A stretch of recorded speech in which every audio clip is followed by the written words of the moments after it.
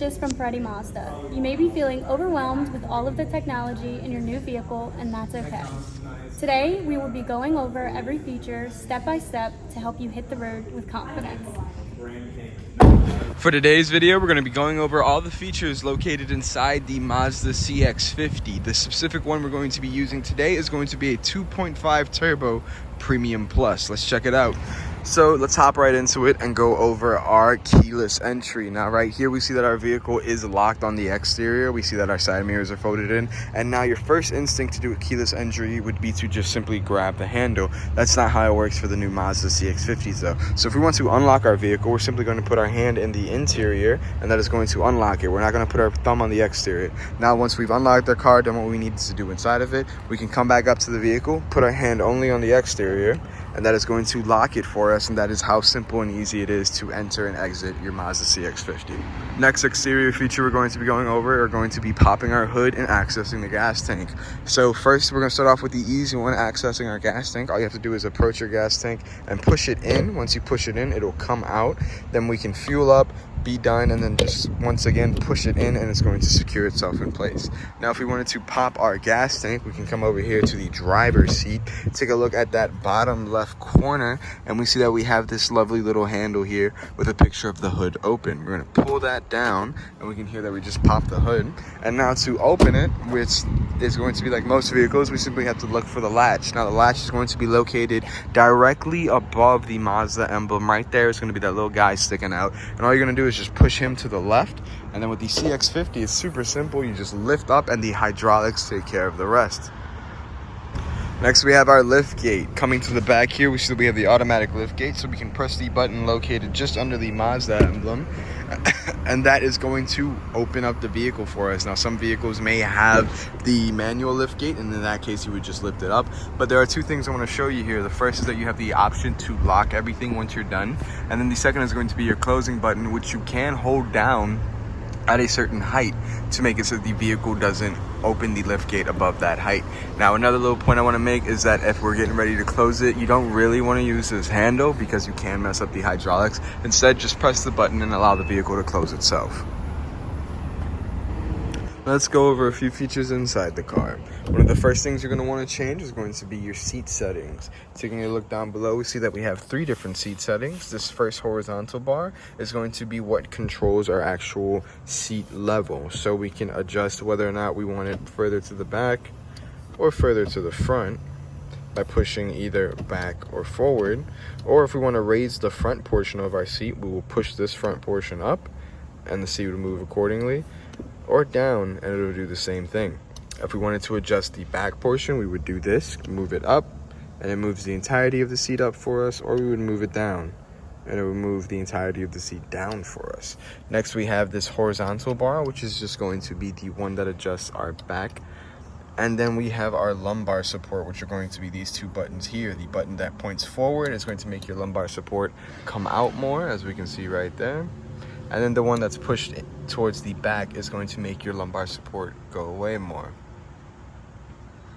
And then last but not least, we have the seat memorization for our seats. Now, if you want to save your seat memory, all you do is adjust the seat to where you would like it to be. For instance, if I wanted to save this exact positioning, I would come down here, hit set, and then 1, and that'll automatically save the seat positioning for me. And you can do the same thing for set and 2.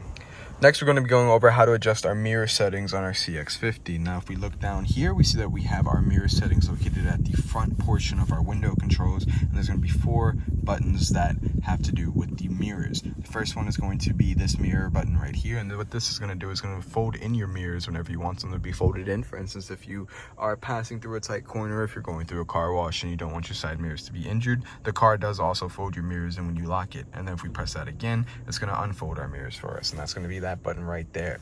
Now above that, we have our left and our right selector. Now the light indicates which mirror we're currently controlling, so since this left light is on, that means we're going to be controlling our left mirror. here. If we want to adjust it, we can simply use the up, down, left, and right button on top here, and that's going to adjust it. So if I press this guy up, we'll see that our mirror starts moving up, and if I press them down, we'll see that our mirror starts moving down. If we go left, it's going to do it left, and right, it's going to do it right, and it's going to be the same thing if we just switch to the right side and hit that left, right, and up button. And you can adjust it however you like. I usually adjust it to the point where I can no longer see the car anymore, and that way I know when someone's going to be right in my blind spot. Next up, we have our cluster. This is going to be our instrument cluster located on the bottom left of the vehicle.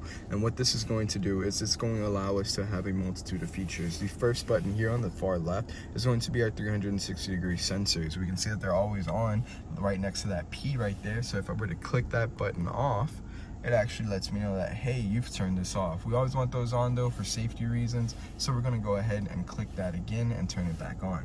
Next, we have our camera view, and this is a great button. So when I press this camera view button, I get the reverse as well as the bird's eye view. However, if I keep clicking it, I get to change the angle that I'm looking at. Here we can see our side, and here we go back to the normal menu. So you have 4 different options to scroll through, and you can actually see the menu options right there on that bottom left corner as you scroll through them. And that 4th option is just going to bring you back home. Next, we have our parking sensors button. This is if you ever want to turn your parking sensors off. The only reason I truly recommend this is if you're ever going through a car wash, or if you're in slow traffic and your parking sensors keep going off. This is going to be the button you want to press to turn that off. Next, we have our traction control feature if we wanted to turn our traction control off, and it will tell you on that bottom right corner right there that you've turned it off. And then the last one is going to be our iStop feature. Now, this is Mazda's version of the intelligent start-stop feature. The CX-50 is actually the first vehicle to have it in it, and so if you wanted to turn that feature off, you would simply press that, and now we won't have the iStop feature. Now, the next setting we're going to be going over are going to be our light controls, which are going to be controlled using the stick on the left-hand side of our steering wheel. If we were to push our light stick up, that is going to signal that we're merging right, and if we were to push it down, that is going to signal that we're merging left. Now, you can also nudge it in either direction like this, and it's going to signal for a quick second that you're going in that direction. For instance, if you're merging on the highway or merging in any kind of lane and you just want to signal, hey, I'm changing real quick. After that, we have the knob, which is how we adjust the rest of our light settings. Currently, it's going to be set to auto. And if we wanted to put it to off, it actually won't stay in off for us. So that way you won't make the mistake of keeping your lights off while you're driving at night. Auto is going to make it so that the vehicle detects whether or not the lights need to be on based off of the sunlight coming into the sensors as well as what time of day it is. After auto, you have your fog lights, which are going to show on the side, and then we have our low beams, which are going to show automatically, and we can see that their low beams are on right now. Now, you'll notice that we also have this little A button right here, and that's going to be for your automatic high beam. And so if we were to push that up, we get our high beams turned on, but since they are automatic and it detects light in front of it, it's not going to turn on. Now, if you wanted to bypass that setting, you can actually go and turn your low beams on, and we see that we have our brights on now. Let's see, if I turn it off, they're off. If I put it in that low beam setting, we get our brights on, and then I'm going to turn our brights off just so you can see the difference. Up, we have our wiper settings. Now, on the right hand side of your steering wheel, you'll see that we have all of our wiper settings right here. This diagram is going to refer to the positioning of the stick itself. So currently we're on off. If I put it below one more, we're going to be on auto, and we see our wipers just wiped for us. Low is going to be our low speed wiping, which is going to be a consistent low speed. High is going to be our high speed wiping, which is going to be a consistently high speed. And then this knob located in the middle of it would be during auto. If you feel like it's not intense enough, you can increase or decrease the speed. Right now, since it's all auto, it's just showing me that I'm adjusting it. By when I move it up, it wipes once to let me know, hey, I'm ready for the intense stuff. But since it's not sensing rain, it's not going to do anything. After that, we have this side right here, which is going to be for our back windshield wipers, and it's going to be the same things. We have on, intermediate, or off. And then if we wanted to wipe our wipers and spray it in the back, we would just do that, and we see right back there it's spraying, and we would just push that down to this setting, or we can push it up to this setting, and it'll do the same thing but wipe it from the top. You see the water's coming from the top now and not from the wiper itself. And that is going to be your wiper settings for the CX-50. We have the steering wheel settings on our Mazda CX-50. Starting on the left-hand side, we see that we have our volume controls. This is going to be if you wanted to increase your volume, you would push it up. If you wanted to decrease your volume, you would push it down. Or if we wanted to mute our volume, let's say it's too loud, I would simply click that and it will mute our volume. Next is going to be our seek and skip option. This is going to do two different things depending on how you're listening to music. If you're on a radio station or Sirius XM, it would simply switch between the stations for you. But if you're connected via Bluetooth or Apple CarPlay, it would seek and skip between the songs in your queue. That source button in the middle is going to make it so it switches between your sources. In this case, it's going to switch between Sirius XM, AM, and FM radio. As we can see down below, it's going between all three of those settings. And I'm just going to go ahead and mute the audio real quick before it starts getting too annoying. Next, on that bottom left corner, we see that we have this button, and this button is going to be 2-in-1. The first thing it's going to do is going to actually activate our voice assistant. If I just tap it, we see that we get our Mazda voice assistant right there. And if I were to tap it while we're receiving a call, it will actually answer the phone call for us. Next, we have the option of hanging up or declining a call. Then after that, we have our info button. Now what the info button does is it's going to change what information is displayed on your center screen right here. Now if I tap it, we go into our drive mode, and this is going to be monitoring our lane keeping assist, as well as letting us know if there's any vehicles in front of us or in our blind spots. After that, we have our off portion, which is just going to show us our speedometer. And then after the off portion, we have our drive information, which lets us know what direction we're heading in, and our average miles per gallon. Now if I go back to that, we'll actually see that if we wanted to reset our average miles per gallon, I can just hold this info button right here, and it's going to reset that MPG for me. Now another thing that you may be looking at is that you see that we have our trip summary located on the bottom. Now if you were a previous Mazda owner, you may be like, how do I change that now, because the button is no longer located here in the menu? That's because the button is located right here. Now I can switch between trip A or B by clicking this button right here. And if I wanted to completely erase our trips A and B, I would just simply hold that trip button down, and then it clears out trip A, go to trip B, clear that button down, clears out trip B, and then now we see that we have 90 miles on our odometer. We also get our MPG located in that top left corner right there, and our remaining fuel, which is going to be 60 miles, is going to be located at that right section right there with the gas tank. Setting we have to go over is going to be the right side of our steering wheel. Now over here, our steering wheel settings are mainly going to do with our cruise control functions and our steering assist functions. The first button we're going to go over is going to be this button on the bottom right, and this is going to be how we can just turn on or activate our cruise control. So if I just tap it, we notice that on the bottom of our screen next to our park symbol, we get that cruise control symbol. Now if I tap it again, it goes away. I'm going to bring it back there. Now with this, I can easily set my speed once I begin driving by hitting up or down, and it'll set it to the speed that I am traveling, and then you can adjust it by hitting it up or down or pressing reset to go back. Next, we have this button on the left hand side, and this is going to be our radar cruise control. Once we have cruise control activated, we can use radar cruise control to keep a certain distance between the car in front of us and us. If I hit it once, it automatically sets it to the maximum distance. If I hit it down, however, that'll also decrease the distance and allow me to select a shorter distance between the car in front of me and the car behind me. Then we have the cancel button if we want to cancel radar cruise control altogether. And then after that, we have our steering and lane keeping assist button. Now, if we click this guy on, we see that we get our steering assist, and we can activate our cruise control and keep it on. And that's going to help us basically get as close to an autopilot drive as possible. This is going to make sure you stay in your lanes, as well as having the cruise control and radar cruise control function on. However, this is not an alternative to you driving. You will still have to pay attention and drive the vehicle. Next to the right over here, we see that we have our climate settings. Now, these are going to look confusing at first, but it really is super self-explanatory. Starting with the main button, we have our on and off button located on that left-hand side. That is going to be how you can turn your AC on and off. Then we have the option of having our air recirculated. Now, if it has this U symbol right there on the LED screen, that means our air is recirculating. However, I press that again, we get that airflow. That means we're introducing air from outside inside. Next, we have our fan speed controls, which is just going to be increasing or decreasing our fan speed using the plus and minus symbol. And then we have our vent selection located on the right hand side. Now you're going to cycle through it, and you'll see that the triangles show you what vents are being used. So right now I have those face vents being used, which means all these upper level vents located up here at face level. Next, after that, we have our feet vents, which are going to be the ones that hit our feet. And then this one right here is actually going to be our front windshield vent, which is going to help us defrost our windshield. After that, we have the option of just choosing only our front windshield or only our rear windshield. And then on the bottom half of our climate settings, we say we have our heated seats button and our ventilated seats button, both of which have 3 levels. When you activate it, it will immediately start on the highest level, and then as you tap it, it decreases in levels. Same thing for the cooled seats.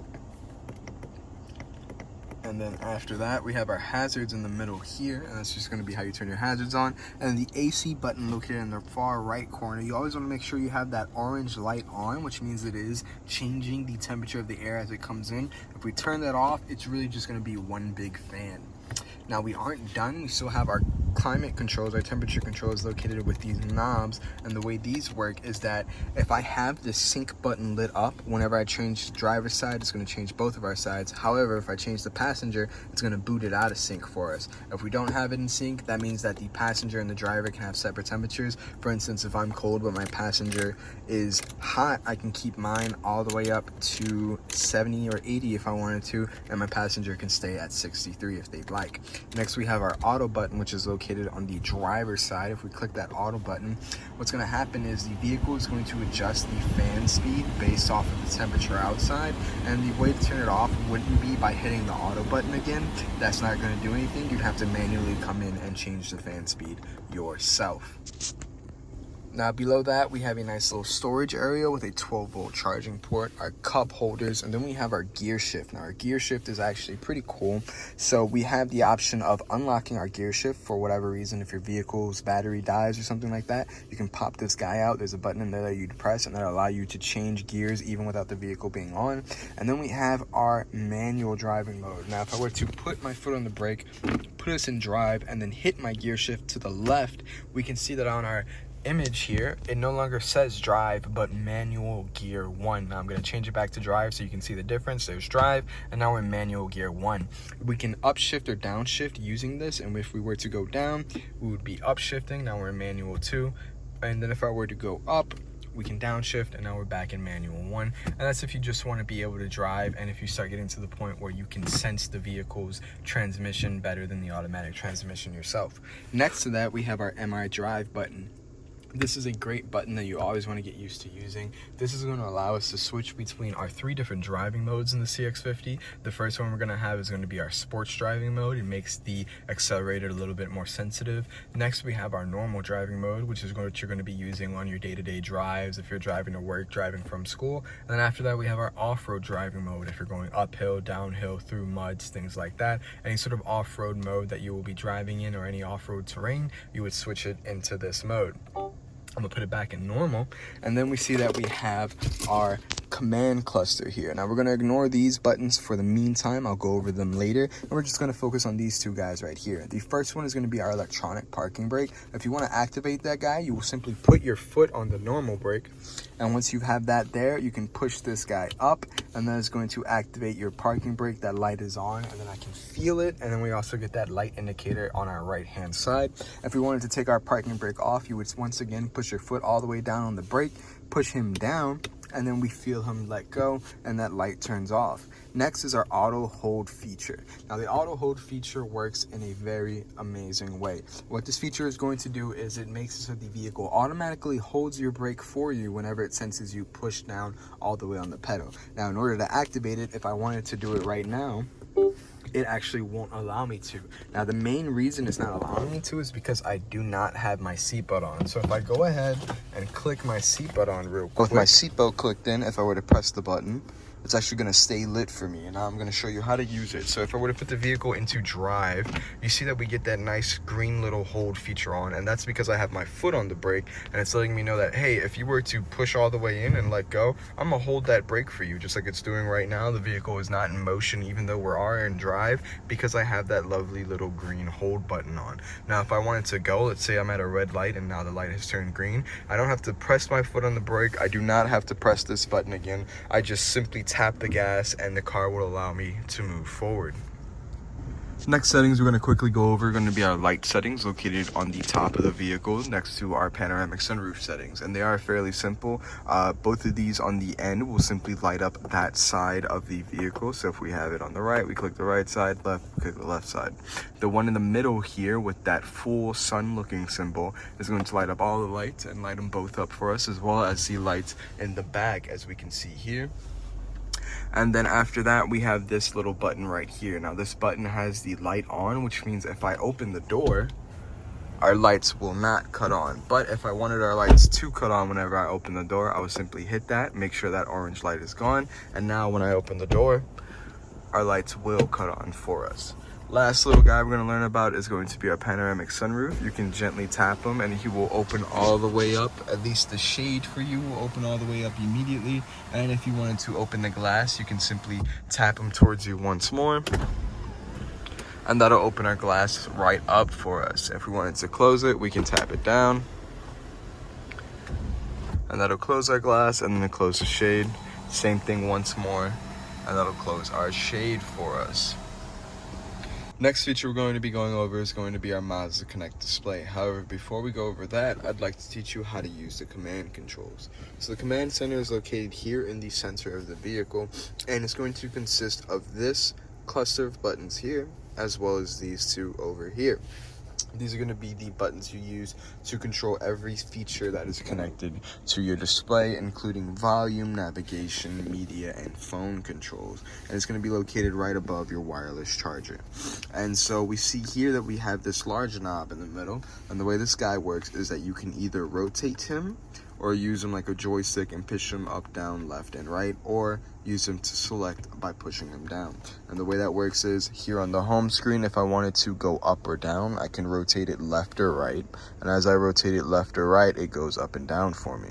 If I wanted to go to our Apple CarPlay menu, I would nudge him to the right completely like that, and it'll give me the option to connect to my phone to activate Apple CarPlay. And if I wanted to go back, I would nudge him to the left, and it would bring me right back to the home screen.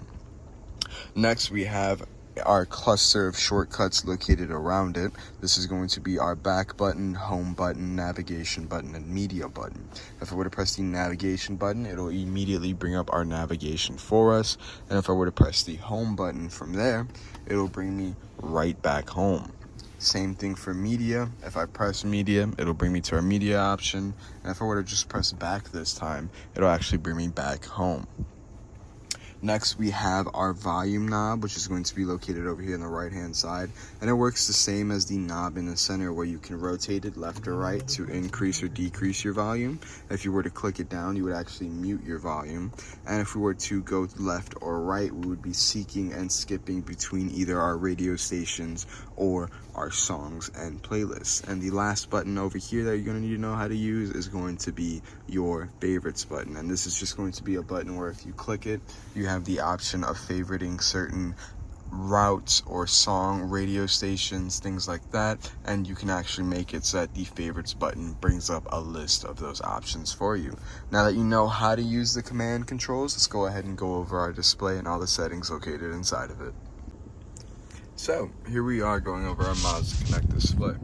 Starting from the top, we're going to go ahead and go over to our information section, and here we can find information about our vehicle. And this is going to be a lot of general information like our fuel efficiency monitor. Here we can monitor our MPG per our average trips, and if we wanted to, we can actually clear that out in the main menu. Next, we have our SiriusXM travel link. This is going to be something that you yourself are going to have to set up as a customer. We can't really set it up for you, but it's going to be connecting to your SiriusXM account. You can have certain settings, certain navigations you would like to use, things like that. Next, after that, we have our vehicle status monitor. This is going to be a very important one. This is going to let you know when your next service is due, what is going to be done in that next service. So in this case, it's just going to be our tire pressure and our oil change, as well as your vehicle maintenance settings if you ever need to reset your oil change distance if you manage to do it yourself, or if the service date is slightly off, you can change it to manual. From there, we're going to go back and we're going to head to our entertainment option. Now here in entertainment, if I were to press the menu button, I see we're on 90.7, I get a full menu of everything that we have. The most important one is going to be our source list. If you have your Bluetooth set up or your SiriusXM or your Apple CarPlay, this is where you would go to select that option. Right now I don't have any of that set up, but if I wanted to, I could have clicked Bluetooth and then connect to my phone. From there, we're going to go down to our favorites. This is going to be any radio stations that you favorited. If you wanted to favorite a radio station, for instance, we can go and head over to our stations list. Let's say we wanted to favorite B97. So let's go to 97.1. If I wanted to favorite this guy, I would simply hold down my favorites button right here. And just like that, we have a newly added favorite. So now if I go back to that menu, go to my favorites, first thing we see right there is going to be B97. Next, after that, we have our tuner controls, which is going to be the old school AM, FM switching between these stations. And if we head back from there, we have our manual tuning, which is going to be even more old school, where you can select it each by the point that you want to go. From there, we have our radio text, which is going to be any text that comes through the radio if they have a captions option or if they give you information through the radio like that. And then we have our FM settings, which is going to be how you can change it to the HD tuner, which I do recommend, and live event mode, which I have not tested out yet. Audio settings is going to be extremely important. This is where you can adjust the bass, treble, things like that of the vehicle. We're going to go ahead and go down here, and we get these two options that are extremely important. Now, if you do have the upgraded Bose audio system and you don't have these settings adjusted properly, you're wasting your money. So we're going to go ahead and we're going to turn our Bose standard point all the way up. And I do like using the audio pilot, which increases the volume of the vehicle as the outside noise gets a little bit louder. Now, these two settings will make a world of difference when it comes to sound quality inside your car. Going back from there, we're going to leave the media section and we're going to go ahead down to our communication section. Now, if I had my phone connected, it would open up a menu where I could use my texting, calling, keypad, things like that. Here we can see it right here, and then we also get our Mazda roadside assistance. There's two ways you can use this. You can either connect it via Bluetooth or you can connect via USB cable. Either one will allow you to see this option, but they will also allow you to connect to Apple CarPlay because the CX-50 does have wireless Apple CarPlay as well as wired Apple CarPlay. After that, we have navigation, and in the navigation menu, we get this old school navigation style where we can add a destination, cancel route, view our map in 3D or 2D, and adjust our navigation settings. I highly recommend using your preferred navigation system on Apple CarPlay or Android Auto though. After that, we have our settings options, and this is going to be where the bulk of the things we're going over are located. The first one is going to be our in-vehicle displays. This is where you can come to adjust your active driver's display or heads-up display, which is what projects onto the windshield. If it's not high enough, if it's too low, things like that, you can adjust it there. Our center display is going to be the one that we're looking at right now if you wanted to adjust the brightness, things like that. And then our instrument cluster display is going to be the one located in here if there were any contents that you wanted to change out. So I'm going to go ahead and take a look at that guy real quick. For instance, if we wanted to change our fuel efficiency and range display, we can change it between that or that. And if we wanted to restore our factory settings in case you've changed too many settings over here using these steering wheel options. After that, we see that we have our sound settings, which we did just go over, and it's going to be the same if we click on audio settings. It's going to be the same as what we saw when we were in our media settings. And then from there, we have our vehicle notification warning, and this is going to be for any alerts that the vehicle gives you, whether or not it's you pressing a button twice or your blind spot monitoring alert. This is where you can control that volume if it's a little too high or a little too low. Going back, we can look down and see that we have our safety settings. This is where you can take a look at your driver assistance systems, your collision avoidance, things like that. If we go into our driver assistance, we have our Mazda radar cruise control activated. Audible cruise confirmation makes it so that whenever it's using cruise control, you can hear a noise every time you adjust the button. I don't really prefer that. Speed limit sign alert, which will make it so that if you do go above the speed limit, the vehicle will alert you. And we also have the speed limit sign threshold, which allows you to have a certain notification whenever you exceed a certain speed above the speed limit. Driver attention alert makes it so that the vehicle monitors you, and if it notices that you are dozing off or veering to the left or right, it'll actually go, hey, make sure you take a break, look at the road, and then we can restore our factory settings if we wanted to. After that, we have safety alerts, which are going to be things like our blind spot, rear cross traffic monitoring, all those things. Our lane departure warning is going to be steering wheel vibration. Our blind spot monitoring is visual and audio. Our alert timing is going to be normal, and we can actually make that early if we wanted to, but I do recommend normal. And these are going to be where you can find how to turn off or turn on any of these settings if they are irritating you or annoying you. After that, we have active safety. This is going to be the eye active sense feature, which is mainly our lane keeping assist system, and you just want to make sure that that system is on. You can turn it off here, and that'll be the only place you can turn it off that I'm aware of. After that, we have our collision avoidance. You always want to have this on as well. It's going to be your smart braking, emergency lane keeping, things like that. The vehicle tries to minimize any damage or prevent any accident that is going to happen. View monitor would just be the angles of the cameras. It'll allow you to display priority setup, show you the lines, things like that. And then after that, we have our parking sensor, which is just going to make sure that we have it on, that it's at a moderate volume, and if we wanted to, we can restore the factory settings. And then pedal misuse alert will make it so that if I were to accidentally hit both at the same time or just mess up, the vehicle lets me know, hey, you're doing it wrong, maybe you should readjust your footing. After safety features, we have our vehicle settings. Inside of our vehicle settings, we have our door locks, which is a very important one. This is going to make it so that the automatic door locks, whenever we drive off, it locks, and then it'll unlock whenever we turn our ignition off. And then automatic relock time, I like reducing this a little bit to 30 seconds. This makes it so that if I were to just get out of my car and walk away, after 30 seconds, it'll automatically lock the car for me. And then we're just going to press that keyless auto lock function to make sure that that's enabled. And then under that, we have the keyless beep confirmation volume. This is if you were to lock it without the key, come up to it and press it, it'll actually let you know, hey, I'm locked, and give you a nice little beep. Keyless unlock mode makes it so that whenever I tap the button, so if I were to press it once, it'll unlock just the driver's side. If I press it twice, it'll unlock all of our seats. I do enjoy this setting specifically because it makes it a lot less of a safety risk if you're filling up at the gas station and you're walking back to your car and you just want to unlock your door. After that, we have our exterior lighting settings. For the most part, it's going to be fairly simple. We do have our automatic high beam assist, which is a great feature, which makes it so that the vehicle automatically turns off your high beams if it detects any other light. And then we also have our come home light, which makes it so that whenever you lock the vehicle in your home, the light stays on for 30 seconds. And of course, our reset to factory settings. After that, we have our interior lighting settings. This is going to be if you want to keep it on for a certain amount of time, and you can restore the factory settings on that one as well.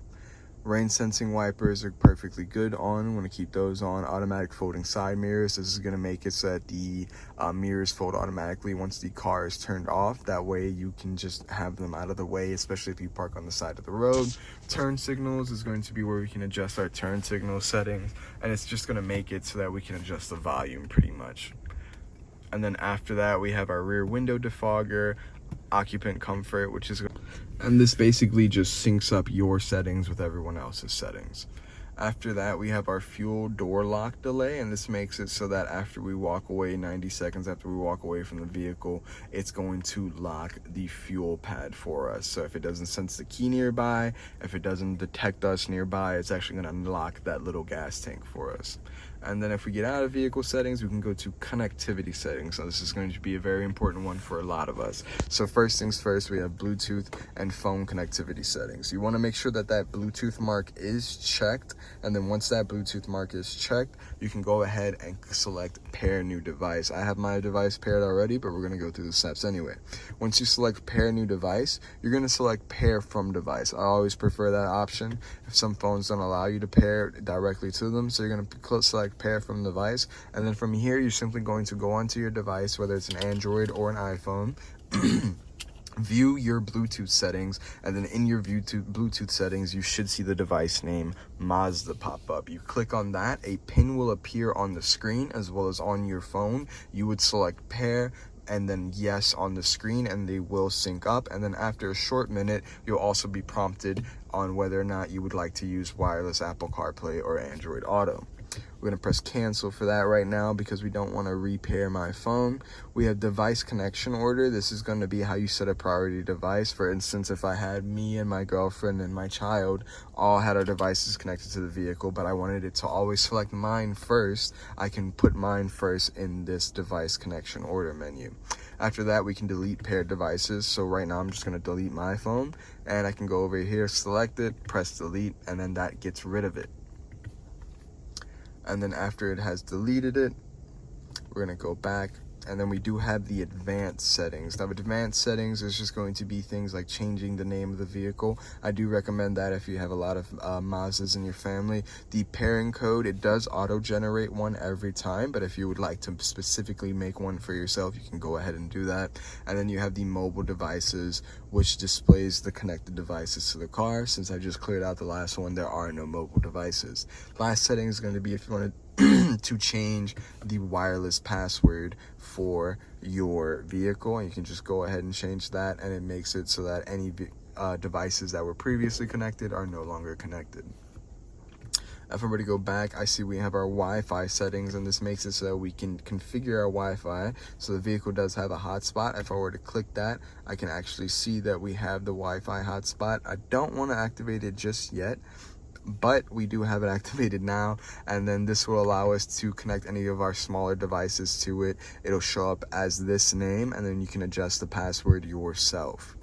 After that, we have our wireless charging settings, and all we can do here is just make sure that it is on and that we prioritize AM reception, which is reducing the charging speed to make sure you can listen to AM radio. Not many people do that. That's why it is unchecked at the moment.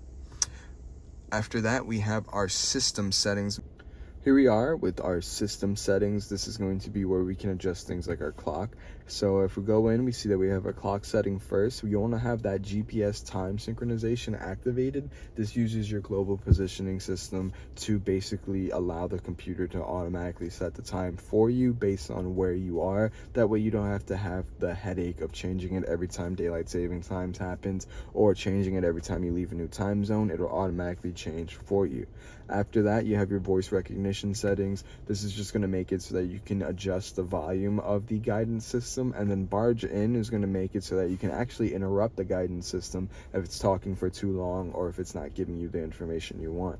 Language is where you can select our language. Temperature is where we can select whether or not we want Fahrenheit or Celsius. Speed is where we can select whether or not we want miles per hour or kilometers per hour. And then pressure is where we can select whether we want PSI, KPI, bar, or whatever that guy is at the bottom.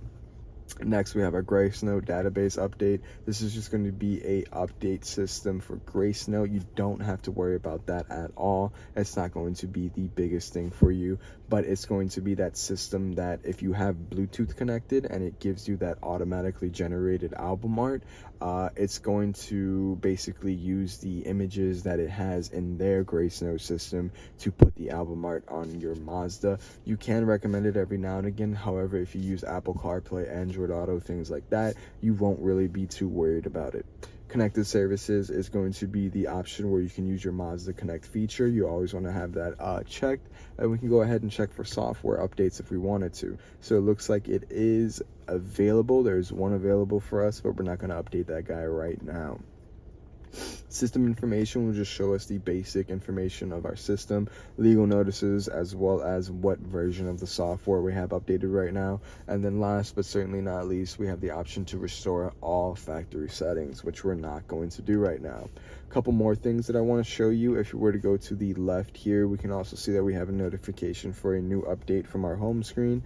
And once again, if you were in Apple CarPlay or Android Auto, it will show up on that right hand side for you, and you can actually switch between the two features by holding down your home button. If you hold it down while you're in the Mazda menu, it'll bring you to Apple CarPlay or Android Auto, and vice versa. Let's go check out the back seats of our vehicle. Here we are in the back seat of our Mazda. There aren't too many settings I need to show you back here, but I will show you some. So hopping inside and closing our door, first thing we see is that here in the center we have our heated seat option. It's going to work just the same as the front. You can click it and you have 3 different levels of using it. 2 USB ports located in the middle there are 2 vents. And if we drop down our middle seat, we also gain access to 2 cup holders. To turn on your lights, you would simply look up and see we have that same light symbols in the front. Tap that guy and that'll tap your light on. And if I get out the vehicle real quick, if you wanted to fold down your seat, you can actually just look here at the shoulder of the vehicle. There's a nice little notch located to the seat belt. We'll go ahead and press that guy down, and it is as easy as that to fold your seat down and get it out of the way. Folding it back up, just push it in, make sure you hear that click, and that is going to be it for the back seats of your Mazda CX-50. We hope this video has helped ease any worries you may have had about your new vehicle. Please feel free to contact your nearest Paretti Mazda dealership with any questions you may have, and we look forward to seeing you at your next complimentary service appointment.